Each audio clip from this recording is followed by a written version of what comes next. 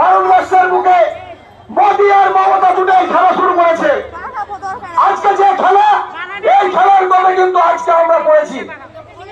তাই বলবো যে যদি আমার 2002 সালে যদি নাম থাকে আমার পরিবারের, আমার আত্মীয়ের প্রত্যেকটা এদেরকার আমাদের ম্যাপিং হয়েছে, যে বিওলে সাহেবরা করেছেন, প্রত্যেকটা খসড়া তালিকা তৈরি হয়েছে, সঠিকভাবে ওনারা করেছেন। তখন বলা হয়েছিল, ভারতের নির্বাচন কমিশন গণেশ কুমার কি বলেছিলেন, যাদের লিঙ্কেজ মিলবে তাদের জন্য কোনো অসুবিধা হবে না, তাদেরকে কোনো টাকা হবে না। আজকে আমরা কি দেখতে পাচ্ছি, আজকে কিছু বিজেপি নেতারা বলছে যে পশ্চিম বাংলা থেকে প্রায় 2 কোটি ভোটারকে বাদ দিতে হবে। আজকে কোনো কিছু না পেয়েও আজকে প্রত্যেকটা আমাদের যে লালগোলা ব্লকে 280টা যে বুথ আছে, 280টা বুথের আমাদের মহামান্য সভাপতি বলছিলেন জগরাম ঘোষ মহাশয়, এমন কোন বুথ নেই যে 50% ভোটের তাদেরকে এসআই নোটিশ করা হয়নি। যেমন আমি মালতীপুরের ভোটার, মালতীপুরে আমার 1365 ভোট আছে, তো ওখানে 650 মানুষকে নোটিশ করা হয়েছে। চাপাড়াতে আমি মেম্বার, ওখানে 750 মানুষকে নোটিশ করা হয়েছে।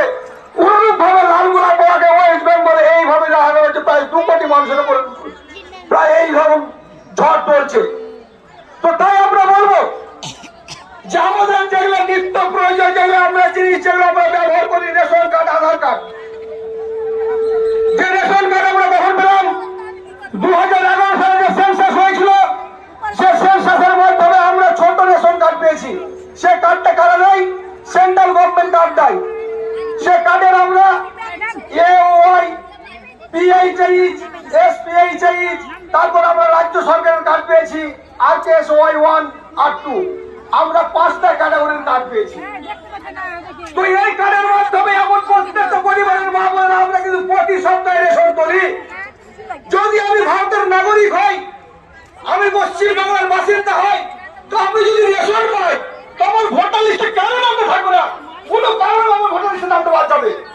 তো ওটা আমার একটা অর্ডার দিকে যাবো রেশন কার্ডের আইডি ভাই, যে রেশন কার্ডে মালদা হয়, যেখানে বাপ মার নাম আছে, যে রেশন কার্ডের বাপের সঙ্গে লিঙ্ক আছে, স্বামীর সঙ্গে লিঙ্ক নাই। দেখবেন প্রত্যেকটা রেশন কার্ড প্রত্যেকটা বাবার সঙ্গে লিঙ্ক করে দেওয়া হয়েছে, ওখানে কিন্তু স্বামীর নাম নেই।